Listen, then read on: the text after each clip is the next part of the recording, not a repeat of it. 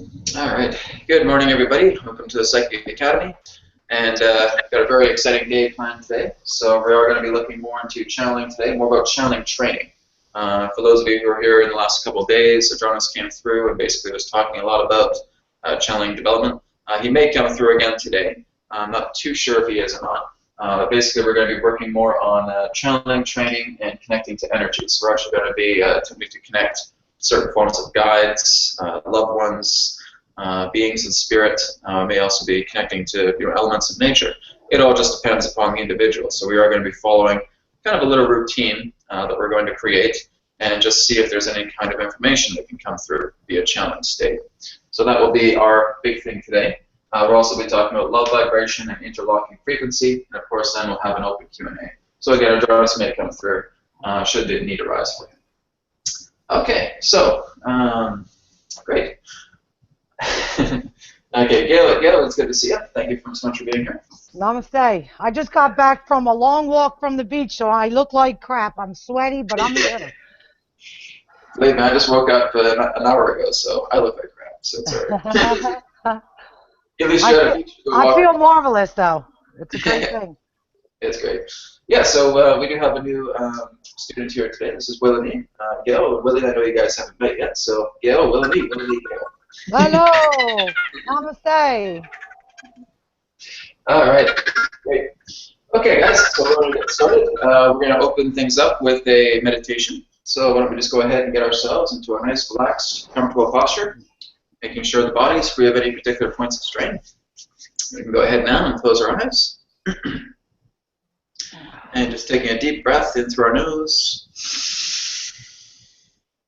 and slowly out through our mouth.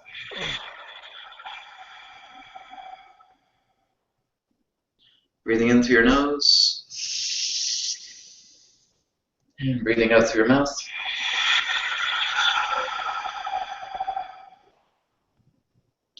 Breathing in through your nose, slowly out through your mouth.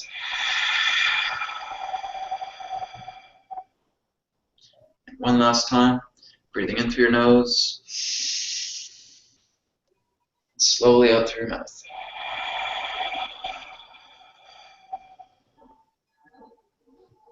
Just relax yourselves and breathe normally. And just be aware of the space that is around you now. Be aware of your environment. Be aware of your body. Just let yourself be completely aware of being aware. Feel everything within this particular moment. Connect to everything within this particular moment. See it as your body. Function together as the reality body.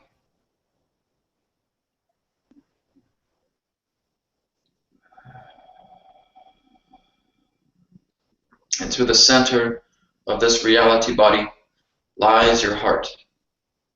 And so just take your hand or your hands and place them upon your heart now. And feel that center. Connect to that energy, the nexus of your reality body. And just be here and just be now. Do not be concerned about what you must seek or what must be done. Just let yourself be in this moment here and now, and allow yourself to be. Just check in with yourself. Be here. Allow this energy to culminate entirely throughout your reality.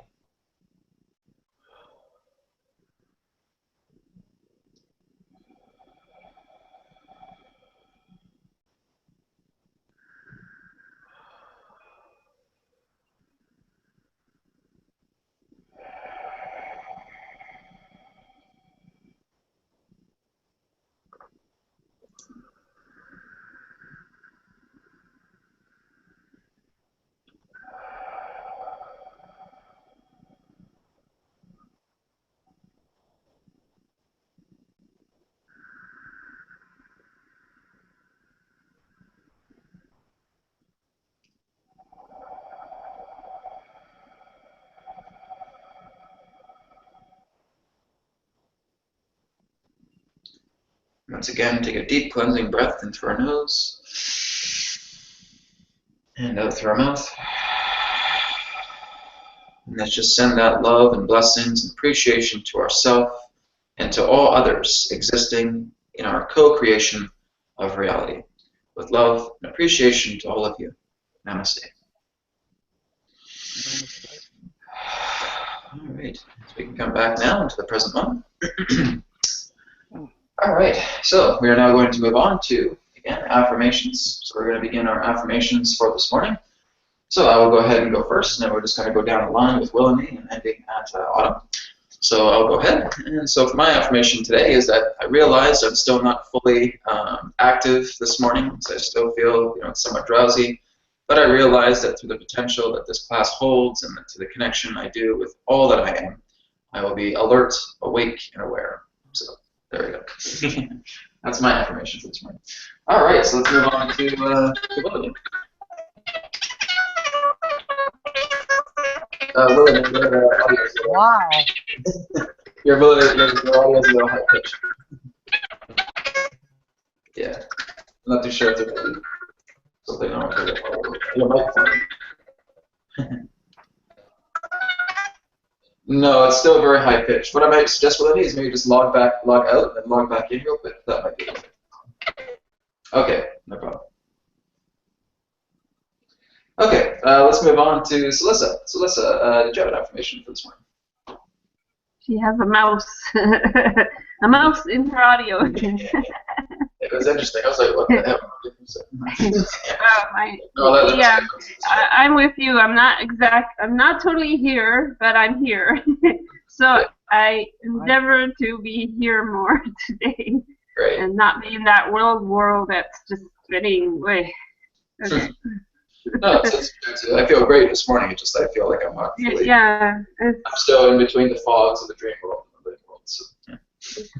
New moon energy. Yeah, that's good. No, thank you so much, Celissa. All right, let's move on to Gail. Gail, your affirmation for today. Yes, sir. I acknowledge what a gift life is. I realize I sometimes don't live in the moment. So I will focus on the now. I am awareness. Excellent. Very good. Thank you, Gail. And let's move on now to David. Okay. I realized that today I have been kind of lazy, but I acknowledge that now I have the awareness of it, and it will help me to give me more energy and focus for all the day. Very good. You know what I've discovered about laziness is that there really is no such thing. It's really just the whole idea of kind of like a stagnancy. It's just that you really don't know what to do with your energies, and so you kind of remain yourself in neutral. So I usually refer to it as neutral time. Okay. There's times too where there may be that personification of what I do at times, maybe considered quote unquote lazy, but there really is no laziness. It's just because that's just the perception. It's more of a judgment upon oneself or from another to another. But it's really just that you're in a neutral state and you really don't know how to utilize the energy right now, so you're kind of in a standstill. So yeah, kind of like a neutral state or a standstill state. When we say we're lazy, then that's just like a huge diminishment on ourselves, like, oh, I'm lazy, I'm not good for this, or I'm useless, blah, blah, blah, right? Really look into the idea of saying that I have energy now, I'm just not too sure exactly where to put that energy. So I will remain in stillness until I discover how this energy is best utilized. Well, that sounds better than being lazy. Yeah, that's true. That's the whole key. Yeah. Great. Okay, thank you. So let's move on to Autumn. Okay, hi everybody. I've had a lot of mutual time this weekend. It's been lovely. So for my affirmation, I acknowledge that I'm not always certain what the meaning of my dreams are, but I have been keeping my dream diary and I've been remembering my dreams more often, so that's been very cool. And I know that the messages in my dreams will eventually start revealing themselves to me with divine timing. Right. But what kind of dream did you have? Did you report last night's dream? I've had a lot of very strange dreams. Yes. Okay, so let's see. I have one where I think that I am protecting my sister from the bad guys, Mhm. and then she turns into me, and she's mirroring my actions, and I keep trying to touch her to see if she's real because she looks just like me, and then she runs away, and then I go out in the middle of the street, and everybody has an identical them walking around with them. Mhm. Very good. Wow. Yeah. So this is looking at mirror reflections. This is looking at parallels. This is basically you offering how you can really protect yourself by seeing yourself as others and seeing the reflections of themselves as others. This all has to do in that sense with kind of a protection energy, but it's also in that sense kind of representing a type of insecurity because you feel that they need to be you or they need to clone themselves as some other type of mirrors because they're unwilling to take care of themselves. So it really kind of represents more of a service to others and less of a service to itself. So it's basically just repolarization coming together, attempting to bring those mirror effects back together, realizing that I'm certainly here for my sister, but she doesn't have to be me to feel protected. I don't have to rely on these other people to make it feel that they have to clone themselves, to feel that they have to go outside themselves for answers. So it's basically, in that sense, more of an inner gathering, an inner work that's looking to be culminated together here with you, I think. Oh, wow. Okay. Very cool. Thank you. Very interesting dream. Very good. Very Yeah. cool. Yeah, I mean, our dreams can definitely throw us for a loop. That's for sure. There's just a lot of incredible information relating to them. My dreams, I just try to figure out as well too, because I have multiple dream sequences at a time. They're like layers, and so it's very, very challenging for me to try and get my dream because it's like they all happen at once. It's quite interesting. But yeah, very, very good dream. Very interesting. All right, let's move back to Willany. Willany, did you? How's your microphone sounding? I hope it's working good. It's so much better. I thought there was a mouse in it. He's like, Willany, now we're good. I promise I didn't have any helium before I came. Well, yes, my affirmation is that I acknowledge that I need to include more hydration, plenty of breathing and exercise, along with not being stressed at work.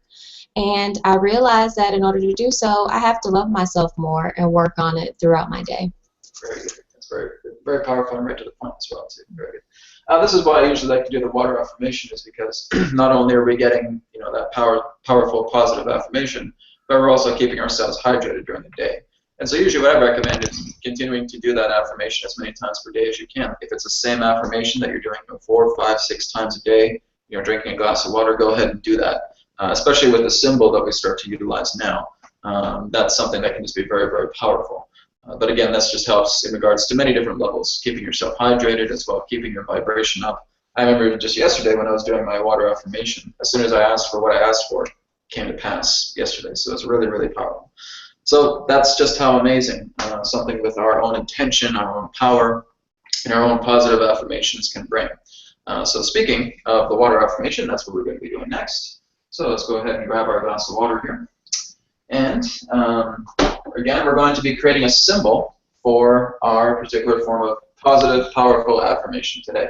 So like I demonstrated yesterday in class, I'm just saying, for example, if your energy or if your positive, powerful affirmation was that of, say, financial abundance, you may just want to create something, like a triangle with a dollar sign in it.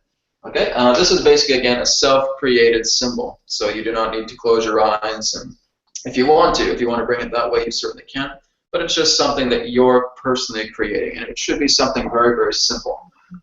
Creating a triangle with a dollar sign that may represent financial abundance, and you can put that down, financial abundance. Maybe it's something in regards to discovering a partner, if you're looking to attract love in your life, for example. So maybe a very simple symbol with that, maybe a circle and a heart and a square. Right? That's fine as well too. Whatever you find is best for you, whatever you feel is a very good kind of simple little symbol that you can create and that you can really hold into your mind as you're just imagining that you're infusing that into the glass. So if I have this symbol here of financial abundance, I'm just basically seeing as if that triangle with the dollar sign is embedded right into the water. I'm just feeling that bond between the symbol and the water itself. So why don't we just take a moment now and just create our symbol of our preference. So whatever particular form of positive, powerful symbol you want to create, go ahead and create it now.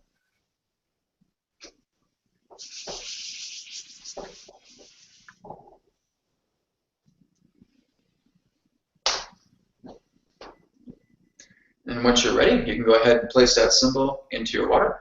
So it'll take a minute now to place that positive, powerful symbol affirmation into our water now. Here we go.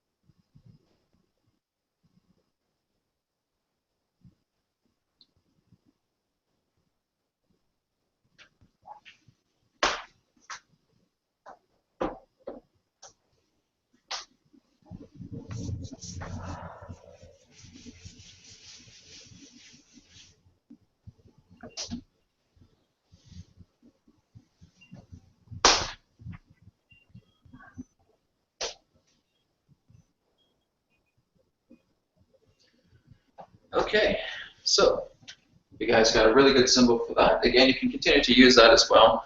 And again, if you feel that you want to continue to do this throughout the day, you want to have multiple water affirmations like this, and you want to keep using the same symbol, keep doing that. If you feel that a new symbol wants to come in relating to a particularly different theme, go ahead and do that. And it's your life, it's your reality, it's your body. You do whatever you feel you want to. There's no limit in saying, well, Brad, if I do this too much, it's going to contaminate my energy. Well, I can throw you in certain forms of themes because you're basically attempting to attract many different themes at once. But if you feel you can handle it, go for it. It's your reality. That's the important part. Okay, great. So now we're going to go ahead and move on to love vibration and interlocking frequency. Then we'll move into channeling training and connecting to energies. So with love vibration and interlocking frequency, as Adronis has shared the past couple of days, he basically has stated that everything in regards to the connection of all life comes from love, because this is what we are made out of. So if we're looking at us here, as you, and we have the other, whatever it may be. It could be a plant, it could be a person, it could be anything. All we're attempting to do in order to understand exactly how we understand the nature of oneness is when we vibrate to this, is when we are the essence of love. And love in that sense really can't even be described. It is the essence of creativity, it is the essence of purity, it is the essence of all acceptance, it is the essence of unconditionality. This is the representation of purity. But love in its own way, in its own purity, still represents a degree of distortion because the only true purity is one. The nature of oneness. Love simply represents the pure byproduct of oneness that is an association together with light. So we have love, we have light. When you infuse love and light together, you have oneness. So that, again, still represents a polarity. But this is from what we are currently attempting to understand, that we get into love and then we get into light. And when we're talking about light, we're basically talking about information. We're talking about everything that exists pertaining to the fuel of that creativity. So love utilizes light to create. Light requires love in order for it to become created into that which can represent form, or even to that which can represent formlessness. And so they all bond together in a state of one. And again, consciousness is just beyond all of that. Consciousness is just that which is here, that which is present, that which is isness. So when we want to really start to connect to another particular person, or again, an animal, whatever it may be that we really want to connect to through a channeling state, we are entering a love frequency. We're entering an interlock pertaining to frequency, as if we can imagine what it's like to be that particular being. So if it's your best friend George here, he's standing here, and you want to understand him. Again, as a psychic, you know, you are able to channel other people's thoughts. Okay, your thoughts are not private, and it's not about the idea of someone that's saying, you know, no one can read my mind and blah, blah, blah. It's not that we're reading your mind. It's that you are opening yourself up to this other person, and this other person is opening themselves up to you. There has to be that mutual permission slip. So as long as there's that mutual permission slip, then you and George here can actually become one being, one essence in that way. Because now you're actually sharing the same thoughts. But because maybe the two of you just met, you don't really know each other too well, you can't distinguish your own thoughts from George's thoughts. George might not be able to distinguish his own thoughts from your thoughts. It's because now you're sharing in parallels. So now you're actually being like this mirror image. So there's a mirror image of myself that I see through George, and then George sees a mirror image that represents him. He's seeing himself through me.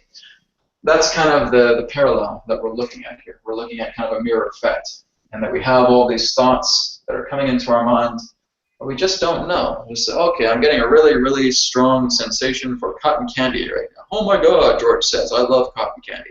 Oh, okay, so I was able to attract a level of George's thought. Right? This is, again, natural telepathy. And all it requires is this. That's all there is to it.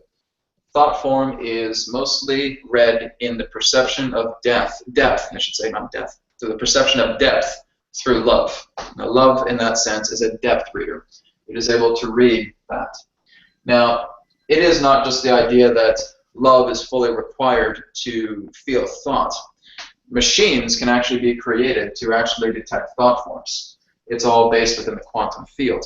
Okay, so there are particular beings out there that are cybernetic, that really, you know, again, love is not an emotion, but they are cybernetic, and they're actually, in that sense, able to detect thought forms. They're actually able to pick up thought forms as carrier waves, or almost like very similar to radio signals, and are actually able to process the thought, but they do it very mechanically. There's no essence behind the thought. There's no creativity behind the thought, and that's where the love is lacking. The beings known as the Greys are quite notorious for this. Okay, they are cybernetic organisms. So I'm going to take you guys on a little bit of an ET tour here. Yeah, there's a very funny picture of the Grey, but that's nowhere near like. But see, again, I'm not too awake yet, so I can't really do too much good artwork today. So. Okay, the Greys themselves are cyborgs. They're cybernetic organisms. A lot of them right now are basically just clones. But really, what they represent is that they are adept at picking up thought forms. They are very adept at telepathy. That's their nature. But they don't understand emotion at all. They have no real emotion behind them at all. And so this is where they're lacking in the depth of love. They can't tell if you're being sarcastic to them or something like that. They wouldn't know how to do that. But because they're extremely intelligent, they have a very, very advanced mind, they're able to read thoughts. Or I wouldn't say read thoughts, but being able to pick them up and transmit them and get some type of understanding in regard to the surface of their nature. Now, we certainly have technologies as well that are in the works that are crystal-based that can actually receive transmissions as well, too, pertaining to thought. Actually, as a matter of fact, I think many of our artificial intelligence, probably the next few years publicly, will actually be able to read thoughts or being able to transmit and receive thought forms. This is basically moving into artificial intelligence where computers will be more like an interface with your own higher self. It's pretty wild. It's pretty cool. But this certainly does happen. You know, emotion in that way is just a depth perceiver. When we start becoming emotional over a thought, we're bringing so much more depth into the thought itself. We're taking it into an extreme of polarity where now that emotion is the only thing that's within our reality. And we're one of the very few beings in the universe who can actually do this really, really well. So a lot of beings don't go into those emotional states. They don't understand emotion like the way that we do. And this is why they're so amazed by us. Because they're saying, like, how can they just focus their mind on one emotional event and go so deeply into it and feel despair or anger or getting upset or feeling this amazing love and joy, and that's all there is in this moment. How the hell do they do that? You know, that's their mentality. You know, they don't know, they can't understand how we do that at all. So, get rid of the gray here. So again, that's just an example about how channeling is done. It's how you're able to connect. But again, as I mentioned yesterday, channeling itself is a process. Okay? When you're actually in a channeling state, you're in a process state. Okay? Now, when you're actually receiving information, there's other particular terms that you can refer to that as. I refer to it as conscious matrix communication, CMC. And again, what conscious matrix communication is that you're just seeing yourself on equal ground, equal level to everything within the universe. You are working alongside the energies. You are opening yourself up to the mind of the universe and allowing everything to come through you as a vessel. It's no longer a liaison job, so to speak. So for those in that, for example, who are channelers, who want to channel, then basically they're going through a liaison capacity. So basically the whole idea is that they're functioning as a vessel, but they require a liaison to assist in the connection of receiving universal energy. When you're in conscious matrix communication, you are the liaison. You are the mediator. You're the one now being able to access the branches of the universal mind, and now the universal mind is translating to you, and now you're able to share that information, interpret that information from whatever you feel is appropriate. With Adronis, this is basically all I do. He doesn't need to function as a liaison so much for me, although at times he can.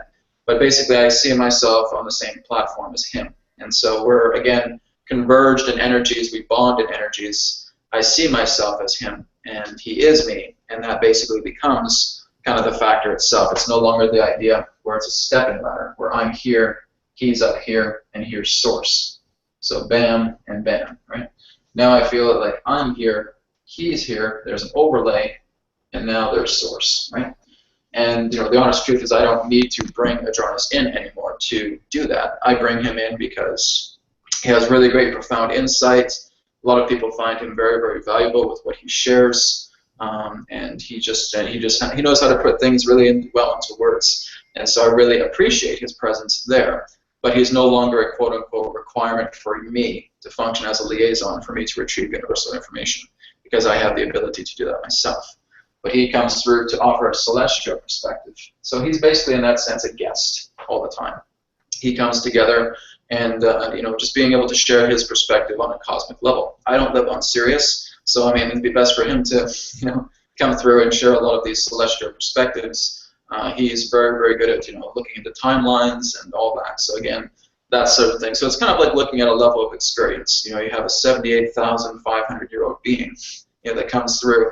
I think they're going to have a little more experience than a 35-year-old. Just kind of, a little bit.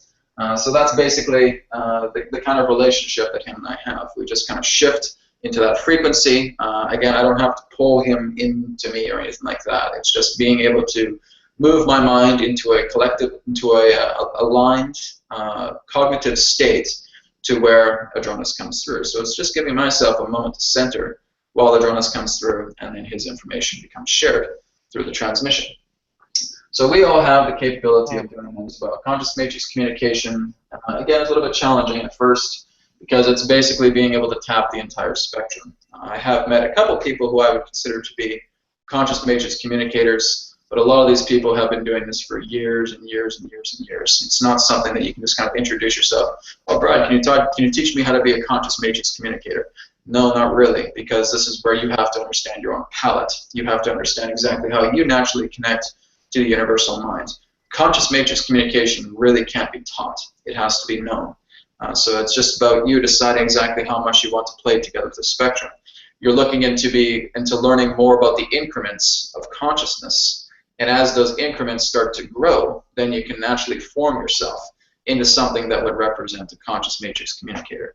But when we're saying a conscious matrix communicator, we're just looking at something that represents a conscious state to where you are very aware of yourself, you're very aware of your environment, and you're accessing the matrix of all reality. And that can come through in any particular shape, way, or form at once. One of the biggest challenges, especially when we're getting into channeling or when we're getting into matrix communication, is involvement. Okay? This is one of the biggest things, is that when we're learning how to channel, we really want to tap into ourselves, and we're looking at this event, and we have some type of emotional attachment to it.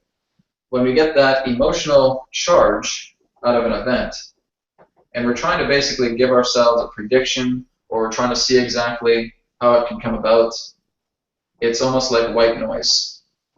This is why some people are unable to heal themselves. This is why some people are unable to, get guidance through themselves when they're actually very, very heavily involved with an emotional situation, because you're contaminated. That's the whole idea. As soon as you're involved with something, you become contaminated, right? So through contamination, you're just getting this sea of white noise, and you're not able to get clarity. Your guides won't be able to really give you that much information to, well, it's kind of like, again, just trying to hear a voice or an echo on the wind. You just can't center yourself. And so as soon as you're involved with something within your life and you want to get that clarity out of it, but you're so emotionally involved, you're not going to be able to get sufficient advice, because it's kind of like looking at an antenna that's just so skewed. It's bent completely out of shape, and it's not able to receive a natural, universal signal. So the whole key here is that what can I do when this certain situation happens? Is that you want to work in the best way you can to neutralize yourself. That can start with the breath. That just starts with taking a deep breath in, taking a deep breath out, and just kind of imagining that you're just cleaning your slate. If you have a slate here, you're just imagining that you're cleaning it, and that you're just stepping outside of the borders of drama. You may also want to just talk to another person. You may want to have another person who's nearby and just say, here's something that I want to know more about. I know you're a psychic, etc. I just want to get more information relating to this. So that can be a way as well too, being able to talk to another. You want to try and step within the neutral zone. You want to come back to neutrality. You want to come back to balance. So that's one of the big things, when we're doing channeling or when we're doing psychic readings, when we're doing healing. A lot of that in regards to an emotional compromise can really have those kind of detrimental effects pertaining to involvement. Okay. So interlocking frequency, as stated. So again, going back to the example of George here, what was it that I needed to do in order for me to interlock together with his thoughts? I simply saw him as one being. That's it. This is how you're able to channel. This is how you're able to connect.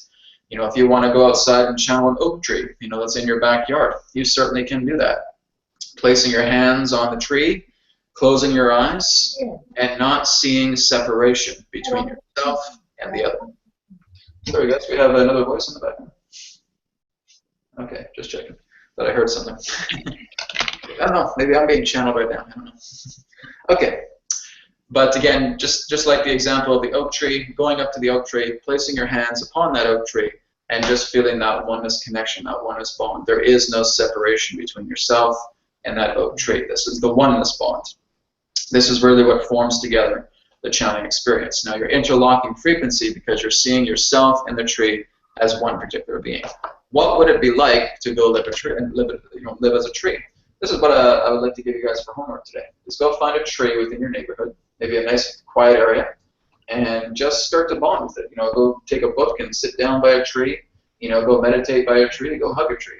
That would be a homework assignment that I would do for you guys today. Or recommend to you guys today, to being able to do, and just being able to share in that feeling. People will start, oh, what's this guy doing? He's talking to a tree, he's weird. That doesn't matter. It's all about that. Yeah, me too. So do I. I do it from time to time. I've got a nice palm tree out here. Yeah. I feel a lot of energy, but nothing else. Right. And I tried it too. Yeah.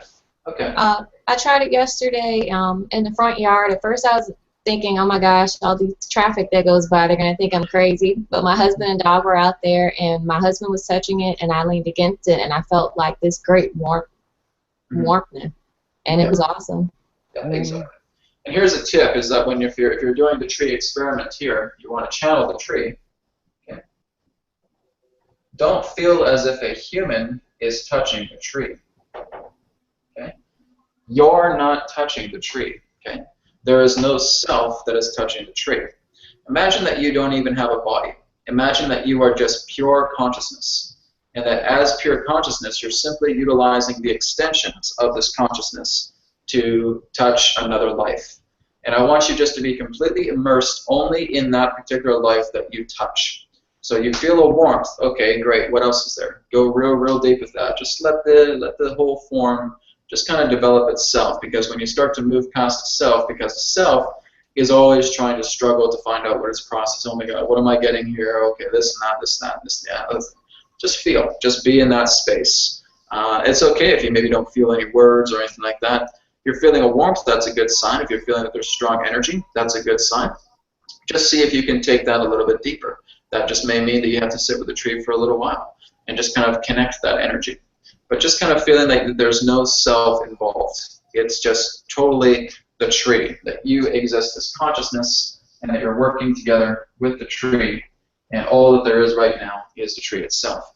You can even do this with the grass. You know, go sit down in a field, put your hands on the grass, feel the exact same thing. What is it to be a field of grass? You're actually going to discover that it's an amazing collective consciousness, that there's all kinds of monadic energy involved. I'm looking at my window here because I got grass here, but like every blade of grass is a conscious being itself. So you're really going to have a nice group meeting when you sit down on the grass and start looking at that. You know, you're actually seeing grass right now. It's not snow. What's that? You're actually seeing grass and not snow. Grass and not snow. We don't have snow. Oh, I thought you were in Canada. I am in Canada. Oh, what part of Canada? Here has been nothing but sunny and maybe a little bit cloudy, but we haven't had it. Oh, okay. See, you Americans, you underestimate Canadians, I think. We're not all blues and throwing hockey pucks at people. I have plenty of snow. You want it? It's yours. No. We had a snowfall. It's cold. It's cold and snow. We had snowfall in November, but that's the only time we had snow. So since November, we haven't had anything like that. So yeah, I can show you guys right here. Yeah. See? Oh, okay, cool. No greenery. Wow, that's nice. So yeah, that's basically the type of weather that we have right now. But but I mean, again, just connecting with the grass itself and just feeling that particular beautiful splendor that the grass has to share with you. This is a channeling state. Now, I'm not saying you guys are able to get this right away. You know, it's something that you just need to develop over time. You feel that, okay, you know, one day I was able to feel warmth from the tree, I was able to feel some nice energies from the tree. Okay, great. Go back to it the next day and see what you feel. I still feel the kind of same thing. Okay, go back to the next day and see how you feel. Just keep going. You know, and this is something that you can say as an affirmation to myself. I wish to bond together in oneness with the tree. You know, so this is just one of the channeling exercises that I would give you. Something very, very simple. You know, rather than having to connect with Archangel Michael or Saint Germain, etc. You know, you're now just being able to connect to something very physical, something very tangible, and being able to channel that energy. Just imagine you're having a conversation with the tree as well too. You can even ask, what's it like to be a tree? And just see what comes through, right? Talk to the tree. Just have that kind of mental communication. It doesn't have to be anything out loud. If you want to say it out loud, go for it. But it can just be something that's very, very mental. You know, you're just holding on to the tree like this. What's it like to be a tree? Oh, it's beautiful. I'm in full contact with every other form of life on the planet. I receive information from other nature forms on other planets. And this is how I'm able to communicate as well, too. I receive harmonious energy, and I help to clear the environment around me. This is great, too, because I have connected with the tree back in 2010. Sitting by, I was with a roommate at the time, and I was just sitting by a tree, and I was just going into this deep meditation state, and I felt exactly what it was like to be a tree, and it shared so much information with me. It's actually probably more exciting than being a human in this life, because you actually have, that's just my own particular perspective. But human life is exciting too. But with a tree, you're connected to all things. It's all community. It's kind of like the movie Avatar, you know, where everything's all connected together. There's all energies. Every form of life is communicating with you. Trees are able to communicate with humans. They're able to communicate with animals. They're able to communicate with insects. They communicate with other vegetation around them. It's beautiful, and they're actually able to communicate with other nature on other planets. It's incredible, and they're just living antennas. That's all they are. Right? So it's a gorgeous thing. But again, if a tree is not your thing, maybe go hug a shrub. That's fine too. You know, whatever it is, even if you have a potted plant in your space, if you have a potted plant in your house, talk to your potted plant. Do that as well too. Just let nature be a communicator with you today, and let that be a homework for the rest of the week. That would be one of my big assignments for you guys. We are going to look into more things, but again, that's probably one of the bigger channeling trainings, connecting to the energies of the tree. Okay. Any questions on that? No, sorry.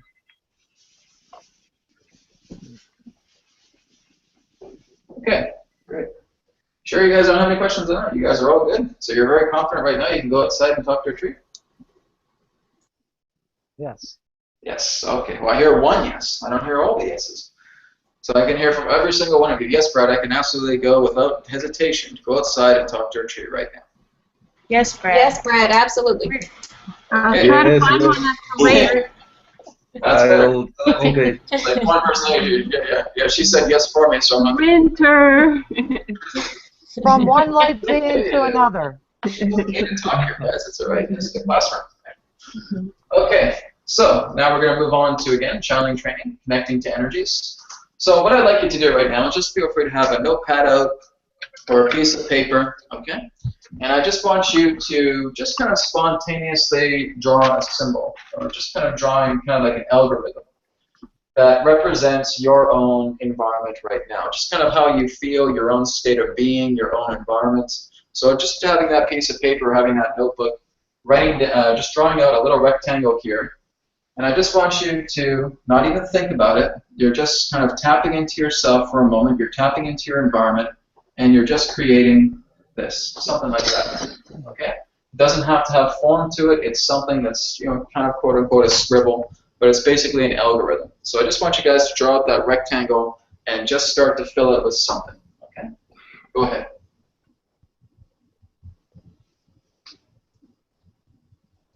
Okay, go ahead and stop. This should only take you 2 seconds. Right? So now I just want you to tap into what you have created there. Okay? This is not just the nature of scribbles on a particular page. Okay? This is you subconsciously creating an algorithm in regards to what your environment is like right now. So what I would like you to do is that you're going to channel this. You're going to channel exactly what you've just created. Okay? So now if I'm doing that, okay, so I'm feeling a lot of happiness, a lot of peace and inner joy.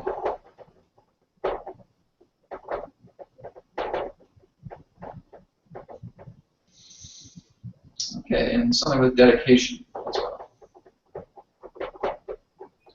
Okay, this is just kind of giving yourself a conscious channeling scan. Okay, so you're just kind of scanning yourself. So I just want you to kind of, you know, run your hands up and down this. If you need to charge up your palm chakras, you can do that as well too.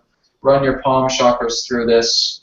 You know, put your fingers on it and just kind of tap in what is coming through as you're looking into this particular algorithm. Okay, I'll just give you guys about a minute. Just go ahead and just tap into this algorithm and see what you're getting as you've created that. Go ahead.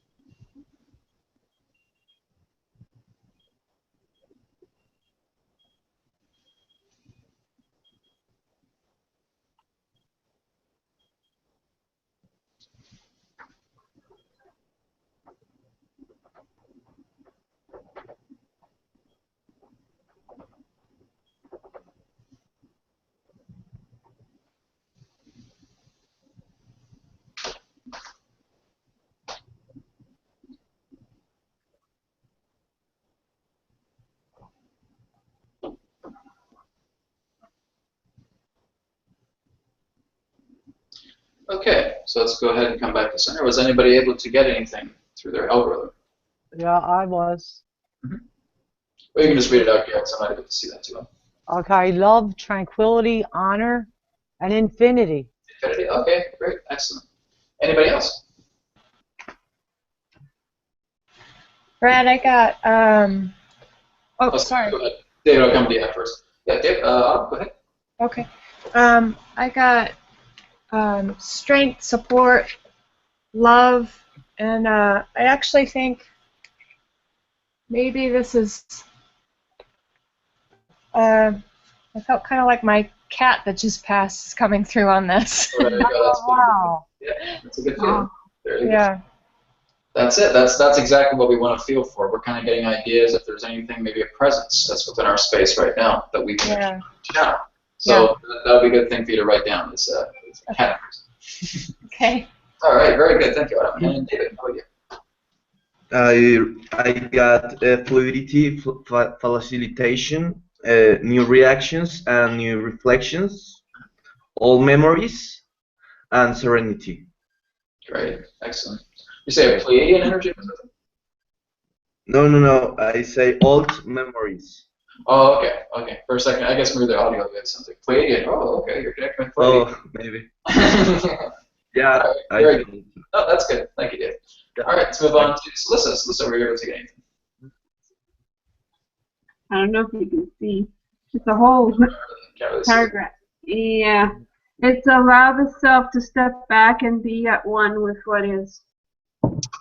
Very good. Excellent. Short and sweet. Willany, how about you? Yeah, I know you guys can't see mine. It's peace, inner joy, strength, love, inspiration, and excitement for what's to come.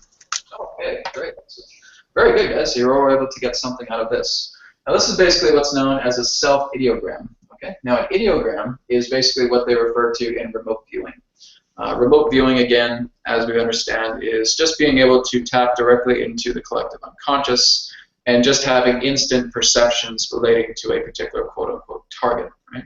So I actually do appreciate that particular part of remote viewing when it comes to the ideogram. So if I was to do like a remote viewing demonstration here, basically I would have the target or the subject here, blah, blah, blah, blah, blah, blah, blah, whatever it may be.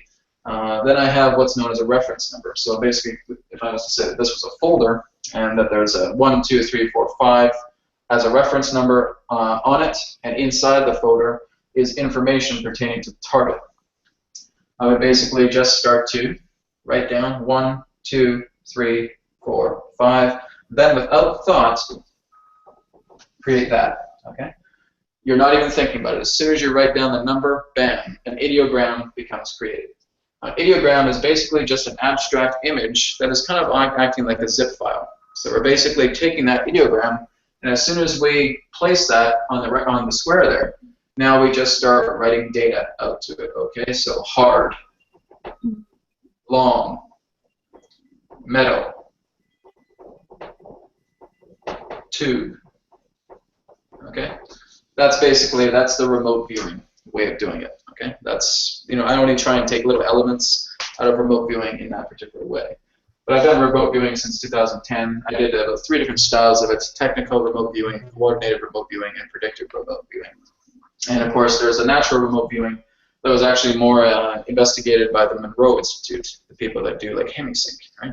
I looked into that one as well too. So remote viewing is actually pretty good.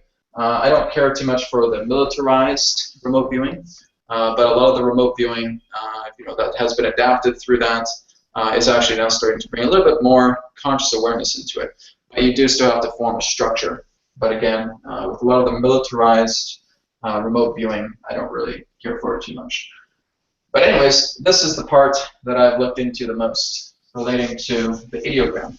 That's very, very powerful. And you do not need the structure of a remote viewer to do something like an ideogram. Right? You can certainly utilize that in psychic perception. Okay? So this is why we refer to it as a self-ideogram, is that we're actually just taking this little rectangle, replacing the essence of what it is that we're understanding about, whether it's ourselves or it's another subject. And I don't refer to them as targets. Just that's too military. I refer to them as subjects. So we're taking a subject, which represents ourself, and we're just creating this spontaneous ideogram altogether. As we've done that, like a zip file, we're unfolding. We're just basically extracting all the essence out of here into what we can perceive. Happiness, peace, and inner joy, dedication, and again with whatever everybody else wrote in regards to their ideogram. So that's just giving us an indication that what we've done here is we've created a channeling perception pertaining to something like remote viewing. So what you guys have just done is channel. Okay? So you channeled yourself based upon this. Now, why is it important to use a self-ideogram for this? Because when you're creating something like this, your ego doesn't understand it. What is this? This is just a bunch of scribbly lines. I don't get it. Right?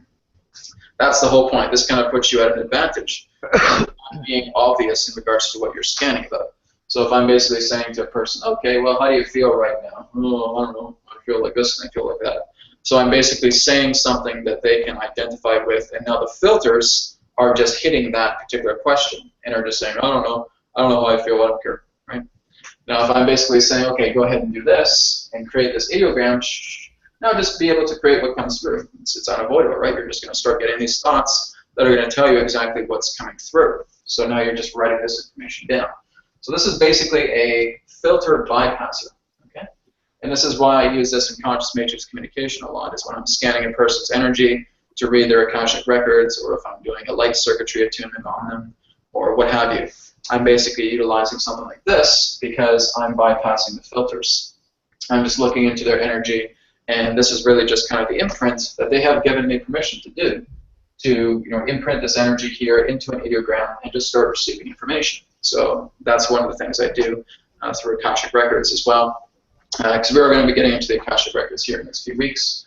But we're just going to be looking into how we create that kind of that filter bypass. That's one of the big things here. Okay, so this is just something you guys can continue to work on as well in your own time. The ideogram can serve anything, whether it's something that you want to look into yourself, or if it's something that represents an event. If it's somebody else who you want to talk to and they give you permission to do this, you can certainly do that as well. It's a neat little tool that you can use just to get certain forms of perceptions. Now you can, of course, take it a lot further. Just like the vision boards, you branch off with more information.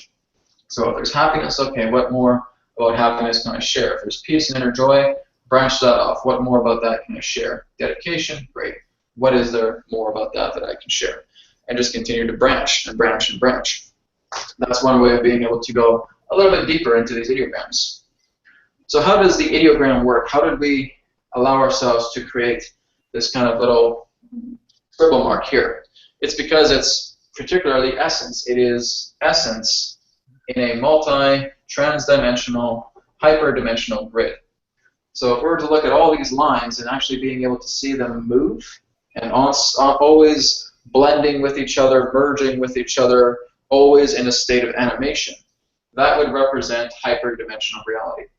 What we're doing with an ideogram is we're taking a camera into the hyperdimensional reality and going click. Right? So now we're taking an imprint of hyperdimensional reality and popping it in there. Hyperdimensional reality contains everything, contains the codes to all life. And so what we're doing is we're just kind of taking that little snippet out of hyperdimensional reality that represents our essence, and we're going to click, and bam. That's basically what comes together as an imprint or as the self-ideogram. So we're just taking hyperdimensional reality, we're making it static, and we're creating this. If I was to come back to this 5 minutes later, I may have completely different feelings, right? So all we're doing is we're just taking that little snapshot and we're being able to share information in regards to what we can retrieve based upon that particular imprint. Okay? Any questions on that? Okay, we're all good? Brad, I had a question. Yes. You said when you do the ideograms for others, do you have them write what they are, or do you just only look at their images? I certainly confirm them with the people that I work with. So okay. Yeah, that's just part of like the session that I do, because say for example I have an ideogram here, I write all this information on the whiteboard, I take a snapshot of that whiteboard and I send that to the person. Basically every single Akashic record reading I've done has had a positive response based upon that, because I'm just tapping into their matrix, and it's not even so much about the life because we can't confirm the lives, right? We're just looking at the lives that really represent a part of how they feel about themselves. And that's basically when I proceed, I think about 99.9% of the people I've done Akashic readings have come back to me and said, amazing, that's exactly how I feel, right? Cool. So that's how it is. You know, we don't have a DeLorean, we don't have a flux capacitor, we can't go back in time to see, if Doc Brown can help us out and say, hey, was he around at the time of Jesus? Just wanted to make sure. Right? So we basically just have to look into that and saying that, this could just be other parallel realities that I'm accessing as well too through my subconscious, and that's fun. It's all just about the idea that they want to look into their Akashic records, they want to look in regards to what they feel about themselves through their Akasha, and that's what I've been able to do with them, and they felt that really strong resonance. I felt resonance with it, they felt resonance with it, and that's all you can really ask for. Right? It's just that whole idea of resonance. But it definitely can connect with certain things in the concurrent world as well too. There can be things that you can actually get sometimes that may represent clues, like saying if you're living in 1850 and there's a newspaper article about you, you can go into the archives and look into this particular name. You may only get like a small little snippet of a name, like, okay, here's Maxwell. Right? And you may actually be able to go and, oh my goodness, I found something with Maxwell. There are times too where the Akashic Records has been kind of like a history class for me as well too, where I've actually looked into like certain forms of invasions that have happened, like certain forms of independence revolutions, etc., happening in Mexico and Spain, in South Africa, etc., and being able to pick up on these and getting some really good information. Then I would actually go on Google and I would research this as well, and the information was identical. So just stuff like that. You can go right into the Akashic Records and it just teaches you so much.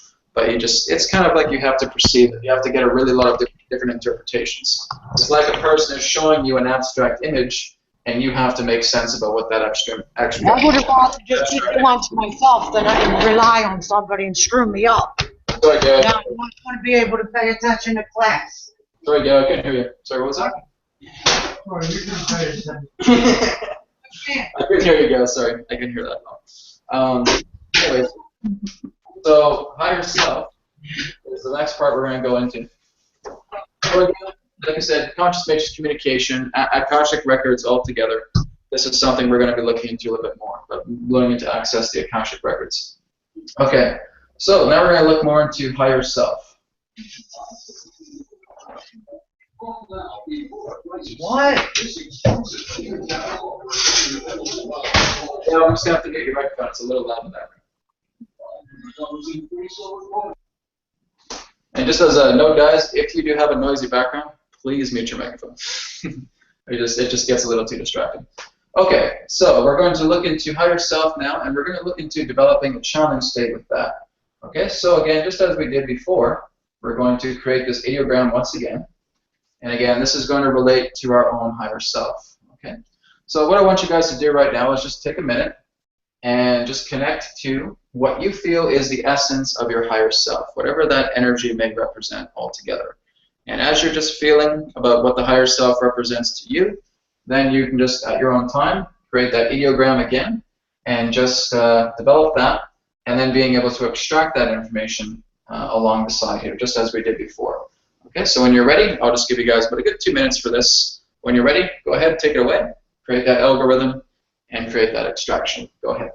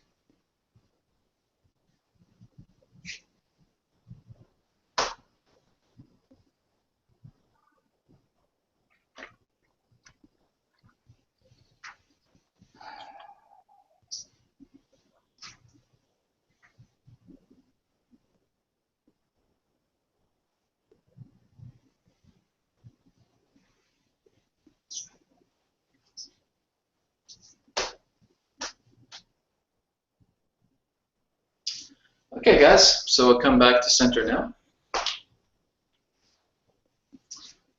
So again, taking a look at the higher self, being able to create an algorithm pertaining to that higher self, and just getting impressions about what that higher self essence means to you. So that could be, say, for example, love. That could be maybe a lot of light, feeling of heaven, unimaginable beauty.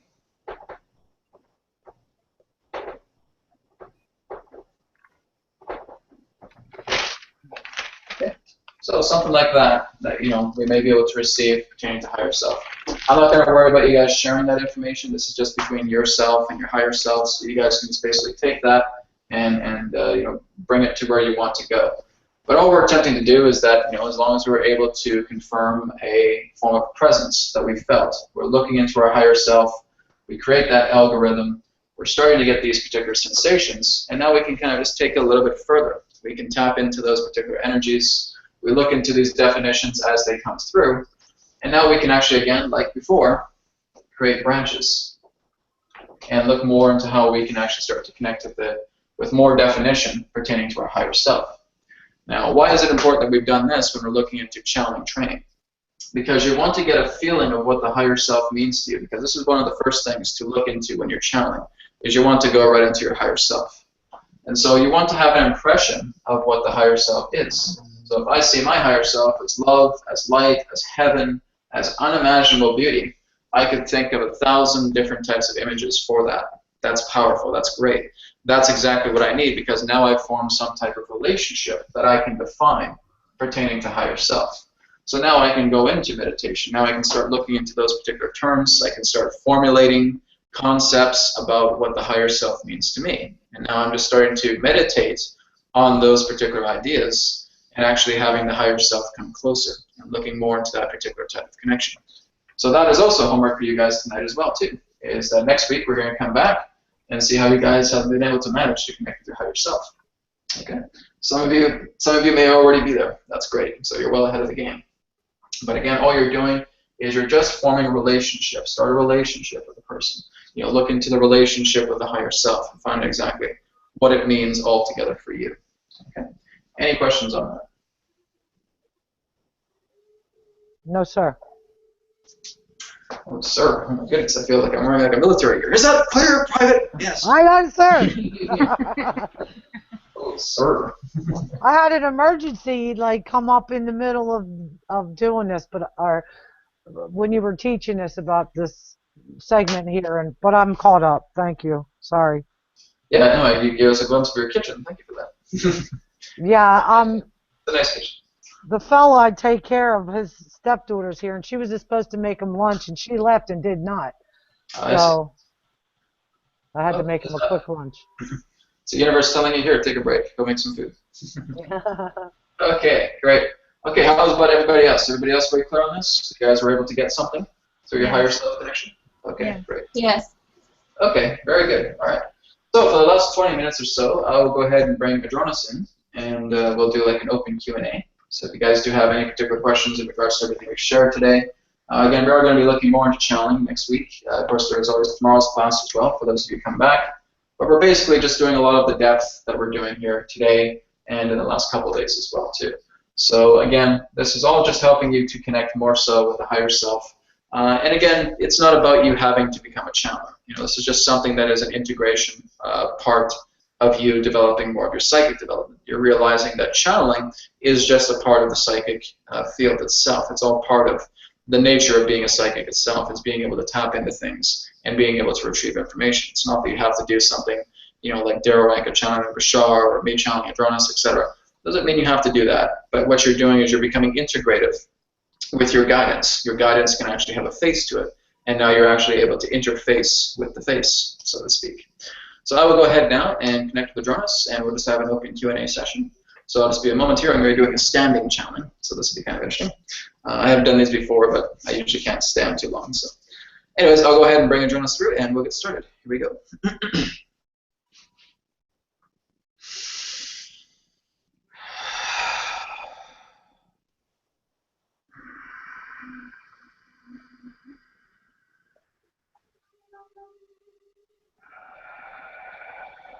Here. at this time, and we bid you greetings and thank you very much for the opportunity of this interaction today. I am Adronis of Sirius, sending love, appreciation, and gratitude to all who are tuning in to this particular broadcast being brought forward through your internet collective consciousness. We would like to now open the floor in regards to any particular questions and answers segments that you would like to take part in now. So we thank all of you for being a part once again of this interaction. How may we assist you today? Hi, Adronis. This is Autumn. Hello.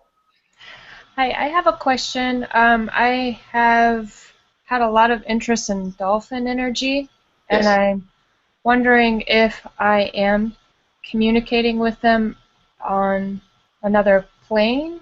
Have you felt energies relating to a contact between you and them? I can only say that I'm very interested. All right. Have you had any particular type of energetic exchange between them and you? When you look at a dolphin, how does it make you feel? Like it's not an animal. That there's a very intelligent energy that wants to communicate. All right. So that therefore gives you the answer to your question. The whole idea really that the dolphins themselves are very highly communicative beings, and yes, they are not just simple what you would know primal animal intelligence. Their consciousness level is on the same level as a human. They just communicate in a very different way. They communicate through song. They communicate through play. They communicate through fun. That's what they represent. They are playful beings. Now, what they represent really is, in that sense, much of the higher dimensional energies that exist beyond your physical reality.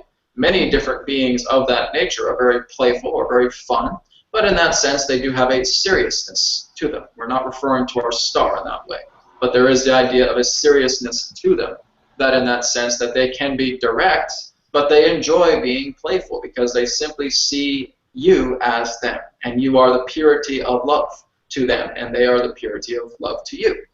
And so all there is that exists within their heart is joy, is love, is bliss. And so the dolphins reciprocate this particular energy in regards to the nature of play, in regards to associating together with you, and that there are those on your planet who are able to highly communicate with the dolphin energy and actually communicate with them as if they were talking directly to them, because really they can. They have, in that sense, some of the most advanced telepathic brains relating to any other particular animal on your planet. So they are highly telepathic. I love dolphins. They rock. I know, it's so cool. My favorite. Yes. And there's a reason why they're here on this planet. They're teaching you to relax. They're teaching you not to be so hard on yourself. They're teaching you exactly that this is exactly what you can be as well, should you decide to flow in that nature. So they are helping you in that sense to immerse you into a world of fun, of joy, and of love. That's why they're here. They're here to play. Wonderful. Wow. Thank you. Hi, Jonas. This is Gail. How are you? We are wonderful as always. How are you? I am marvelous. Jonas, I think that I'm having some dreams about love. So I'm kind of feeling that I've been single for 3 years, and I feel that I'm ready. And I just feel like it's going to happen any day now, and I would like to see what you feel about that. Well, there are candidates, as it were, that will come about, but we do not feel that it's more so in that idea about you being ready, it's also about them as well. It's all about being able to determine exactly that, yes, people will come into your field and you will meet certain people, but being very discerning about the idea of what the energy is to you that you feel is a direct complement. So you will have candidates that will be coming forward in that sense within the next, shall we say, around the time of your spring. But right now, it's just the idea of looking into those particular candidates and seeing exactly who brings you the most joy into that state of fulfillment. And as you start to do this, there will be one particular candidate that we feel approximately around the summertime of your current year that might have the opportunity to form something together with you. That is the most likely possibility. However, right now, it is somewhat sketchy. Thank you, Jonas. Yes. Any other questions? Hi, Adronis, this is David. Yes. Hello, David. I really like to play with nature and to work with it, and I feel with you as well, so thank you. yeah, I feel that it's more easy to channel and to meditate around nature, and I also feel that in the near future we are going to use it like a technology. So I want to know if you can go more profound in that area. A technology to do which?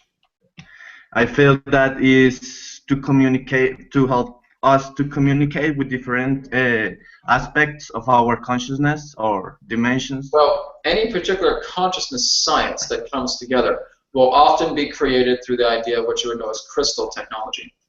It is the crystals themselves that are actually, shall we say, the most highly synthetic pertaining to the idea of actually translating consciousness. You do have certain devices upon your planet right now that may represent quantum biofeedback and others of that nature. That is a stepping stone. But the whole idea is that really what you're looking for is more crystalline matrix technology. In that sense, utilizing the idea of three particular elements, that of crystal, that of gold, and that of copper. And when you're actually being able to infuse these particular elements together in specific arrangements, very similar to a circuit board, and being able to develop an appropriate interface, then you will, in that sense, just begin to get a bit of a grasp pertaining to the idea of communicating with thought form. So the whole idea here, again, is it's still a bit of a ways away.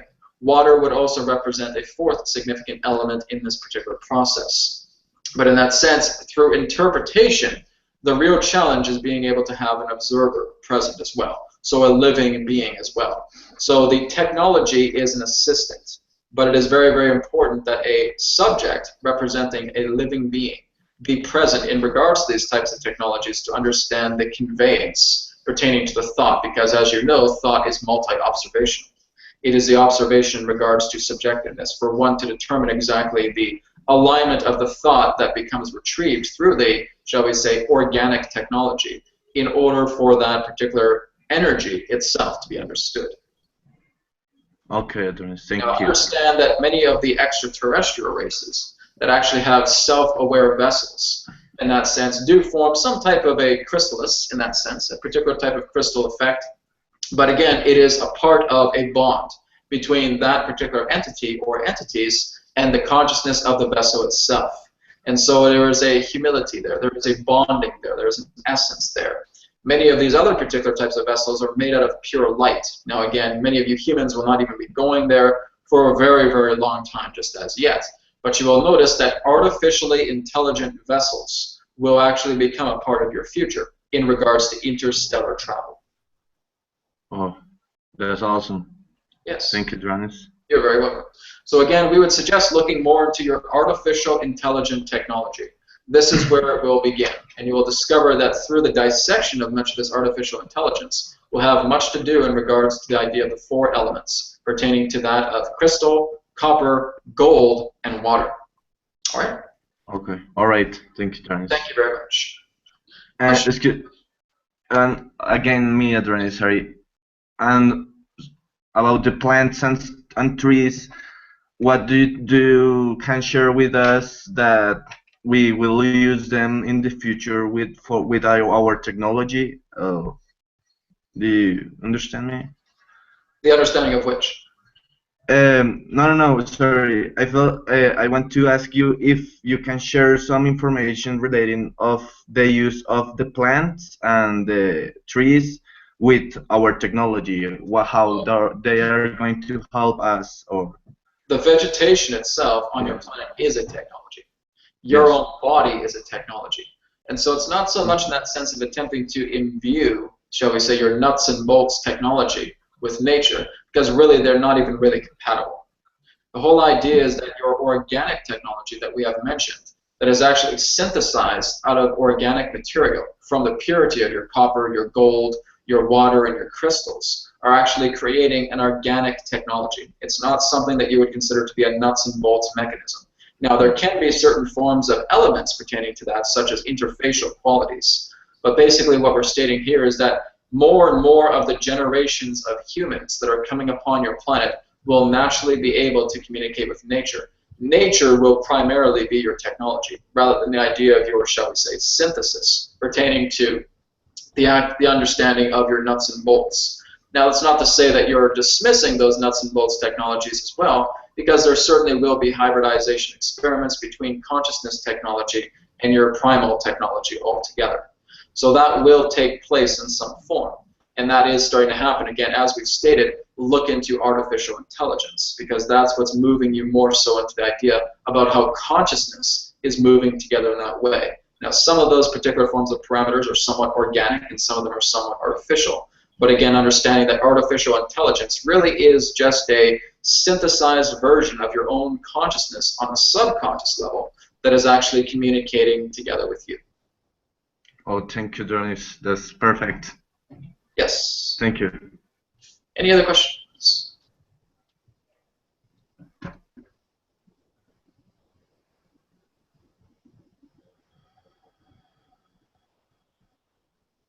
Then we will conclude this particular day of your time. We thank you very much to all of you for the interaction today. I am Adronis of Sirius, sending love, appreciation, and gratitude. Thank you very much. Farewell for this timing, and we now return to the conduit. We will speak to you again in the infinite moment of now. Goodbye. Thanks, Adronis. Thank you. All right, great. Thank you, guys. So I will go ahead now, and we'll conclude the class today. Well, thank you so much. And again, your homework, go talk to a tree. This kind of schooling in like middle school, elementary school. All right, kids, go outside and talk to a tree. Yay! Yes. So go talk to a tree and look more into communicating with your higher self. Wow, that's good. Gotta make Best these, homework I've ever had. I agree. this will be the academic future, school of the future, I can tell you. So very good. Yeah. All right, guys, so thank you so much for being a part of today. Much love to you guys. Namaste. Talk to you next time. Thank you. Namaste, Brad. Namaste. Thank you, everyone. Bye. Bye, everybody. Bye.